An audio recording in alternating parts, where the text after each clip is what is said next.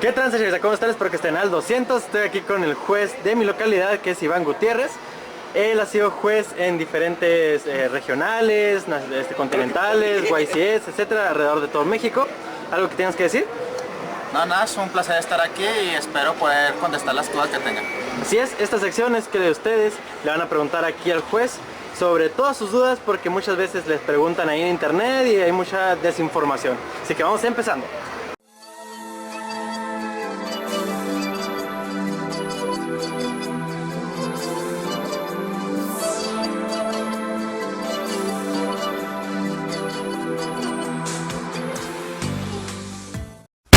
La pregunta es esta: mi oponente tiene en campo al Apocalypse Towers o el XDC de los Ray Raptors.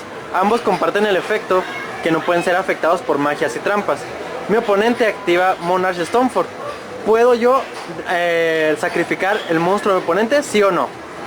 Bueno, en caso de cualquier criatura que su efecto sea que no es afectado por ningún tipo de carta, la Stormfront puede activarse. Es legal la activación. Sin embargo, la resolución, si el único mono que está en el campo del oponente es un mono que no es afectado por cartas o magias en su defecto, no puede ser sacrificado. Tiene que ser otro target legal. Ok. ¿Y por qué dice la gente que la Stormford afecta al jugador y no al oponente, digo, a los monstruos? Porque la Stormford, como no hace target, es muy fácil que digan, no, es que afecta al jugador. ¿Por qué crees que se dé esa mala información? Bueno, antes se daba mucho ese caso porque las cartas, el texto era muy ambiguo, no podía saber con certeza qué estaba afectando, si designaba o no. Pero ya con el nuevo texto en las cartas ya es más sencillo saber si la carta designa, no designa, si afecta al jugador, una fase, los monstruos en sí. Pero la Stormfront lo que está haciendo es sacrificando un monstruo que controla a tu oponente. Entonces criaturas que no sean afectadas pues no pueden ser sacrificadas, independientemente que designe o no la carta. Ah, ok, perfecto. Siguiente pregunta. Mi oponente controla Kaiser Coliseo, un monstruo en campo, y yo no controlo ningún monstruo en mi campo. Yo acciono Monarch Stormford. ¿Puedo sacrificar el monstruo de mi oponente y yo bajar un monstruo? Bueno, esa pregunta, siempre que involucra el Kaiser Coliseo, causa bastante duda entre jugadores como jueces. Pero sería la resolución así: el jugador que controla el Kaiser Coliseo y tiene el monstruo, dice el Kaiser que debe de controlar el mismo número del oponente que él. Entonces el oponente en ese momento no controla monstruos. Activar la Stormfront es legal independientemente, pero ahora en la resolución o a que activar el efecto, si él sacrificara el monstruo del oponente, él tendría un monstruo en su campo y él no. El Kaiser Coliseo es una carta que, aunque no tiene un texto actualizado, siempre va a estar checando el campo para que el jugador tenga el mismo número que el controlador. Entonces, al sacrificarlo, si bien se supone que sería una jugada legal, ya que tendría un mono cuando él tenía uno, pero en ese momento el monstruo deja el campo para que entre el otro en sacrificio, entonces no se podría. El Kaiser siempre está checando si la resolución de algo va a cambiar el número de monos a favor del oponente. Okay. Entonces ahí no se podría.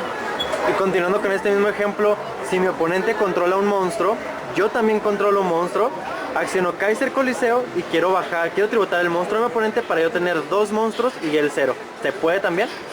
No, no se podría tampoco, es el mismo caso. Igual si cada jugador tiene una criatura y se activa solo el Chance, Stormfront, y se quiere sacrificar el oponente para bajar un mono de 2 sacrificios, tampoco sería legal, porque al checar el juego, el Kaiser, el oponente bajaría un monstruo y él quedaría sin nada. Entonces ahí tampoco sería legal la jugada. Siempre el que controla el Kaiser Coliseo es el que tiene la ventaja allí. Ok, perfecto. Nuestra siguiente pregunta es, como ya se acerca el Continental, que es este sábado, mucha gente se ha preguntado cómo es que se da un game loss. Yo sé que la decisión de los jueces varía, de que a lo mejor para uno es una falta muy grave, para otros es una falta que no es tan grave, pero hablando globalmente, ¿qué es lo que se consideraría un game loss o cómo se le puede dar un game loss a un jugador? Bueno, siempre influye el conocimiento del juez y el estado del juego que ha estado observando para poner un game loss o un warning en su defecto. Pero las mismas bases nos indican, ahí en los fundamentos, en los documentos de Konami, que yo los invito a que los lean, ya que no solo es para jueces, sino para todo jugador y nos ayuda a evitar este tipo de problemas. Lo más común es, por ejemplo, juego irreparable, que sea que se les pase a los jugadores ciertos efectos mandatorios o solamente fue jugador, porque no sabemos si el otro se dio cuenta y era su beneficio o no. Pero como siempre se les dice, es obligación de ambos jugadores checar el juego. En dado caso de que pase esa situación de un efecto y que afecte mucho las jugadas, si no se puede reparar el juego, porque ya pasaron varios turnos y no se acuerdan de puntos de vida, de las jugadas, etcétera, dependiendo de si el jugador ya tiene apelaciones, bueno, en apelaciones no, si tiene ya un warning anterior, porque siempre se les debe preguntar, ya el juez a consideración, el principal, decide si ya como sigue cayendo en los mismos errores, si merece que se le dé un game loss o si es su primera amonestación, se le puede poner un warning.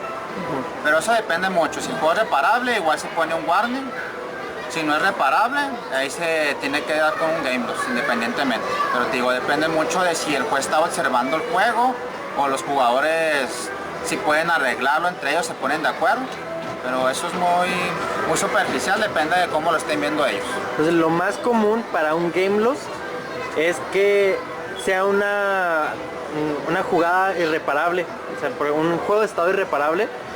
Y aparte si esa persona ya tiene como que varias rondas haciendo querer hacer esa jugada irreparable muchas veces, ahí ya eres acreedor de un game loss automáticamente.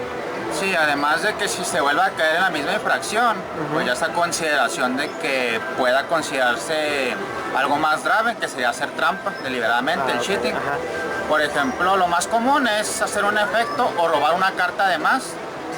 Y reburujas la mano. Ya en ese momento no es reparable el juego porque no sabes qué carta robó tu oponente. La única condición sería que haya sido un efecto anteriormente, que vieras la mano y supieras que tenía, por ejemplo, tuviera en la mano un Code of Duality y luego roba una y ya sabes que era un Code of Duality, la otra. Entonces puede repararse el juego y se da un warning o un game loss si es una infracción de nuevo. Pero por generalmente ejemplo, es por eso. Una situación que es bastante común. Cuando yo activo refuerzos de la armada, voy a buscar un monstruo warrior en mi deck y oh, sorpresa, ya no tengo warriors en mi deck. ¿Qué es lo que comúnmente pasaría ahí? Generalmente se da un warning, si es que es su primera amonestación, porque en sí el jugador debe saber el contenido de su deck, porque tiene conocimiento de su mano, de su cementerio y de su campo y sus zonas removidas. Pero sí puede pasar de que se le pase de que ya no tiene monstruos para buscar con una carta, como en el caso de los refuerzos. Entonces la activa, pero es ilegal activarla porque no hay nada que buscar. En eso el juego se puede reparar si no ha pasado nada más. Simplemente la carta no es activable, no se quema, como a veces se trata de que sea el cementerio. Qué bueno que se puede activar, se devuelve a la mano, se le da un warning al jugador que la activó. Digo, se checa si tiene ya amonestaciones anteriores, pero generalmente se da un warning y eso es un juego que se puede reparar. Y ya si lo hace, si ustedes han visto que lo hace y lo sigue haciendo, ya como que ya empiezas, no, sí, ya trae plan con maña. Sí, ya se supone que son eventos premier, que los jugadores ya vienen preparados, que vienen estudiados, saben cómo se debe de jugar en la mesa, cómo cuidar su juego. Entonces ya acá repetidas ocasiones ya es a cuestión de duda de si lo está haciendo a propósito o no. Ya es cuando se checa eso. Perfecto. Y ya para terminar con la última pregunta, ¿qué monstruos o cómo sé yo cuando un monstruo inicia cadena o no inicia cadena? En el caso, por ejemplo, un Ciberdragón o cualquier Burning Abyss, ¿cómo yo sé diferenciar cuando es una carta nueva? Bueno, ya en estas fechas, ya con el texto actualizado, ya es fácil saber si una criatura, su invocación inicia cadena o es inherente, significa que cae simplemente sin hacer cadena. Lees el texto, por ejemplo, en el caso del Ciberdragón, el Ciberdragón dice que si tu oponente controla un monstruo o más y tú no controlas monstruos, tú lo puedes invocar de tu mano Special Summon. El texto viene así sin punto y coma, solo viene el texto tal cual con un punto y ya. En el caso de los Burning Abyss dice que puedes invocarlos de la mano. En ese caso tienen un punto y coma, entonces tú al activar el efecto de un Burning Abyss tienes que revelarlo. Eso es aplicable también, por ejemplo, con los Mermaid que se invocan de la mano, como la Abyss Megal. Pagas el costo y lo muestras e inicia una cadena. A diferencia de criaturas como el Machina Fortress, que también te pide mandar máquinas, pero esa es una invocación inherente, simplemente se mandan y baja el monstruo inmediatamente. Entonces la principal forma de saberlo es al principio del texto, cuando diga que se invoca de tal, bueno, no al principio, sino cuando su habilidad sea invocarse de manera especial, fijarse mucho con el punto y coma o el punto. Sí, donde venga su manera de invocación hay que leer cómo está escrito. Si viene un punto y coma, el punto y coma nos indica que va a iniciar una cadena de los monstruos. A veces me preguntan, ¿por qué en las magias, por qué en las trampas no se ve el punto y coma a veces? ¿Por qué? Porque las magias y trampas, por su naturaleza, por ser magias y trampas, Sí, ya sí. están iniciando cadenas. Exactamente. En el caso de los monstruos no, por lo tanto deben de mostrarlo allí, si van a hacer cadena o no. Ok, perfecto.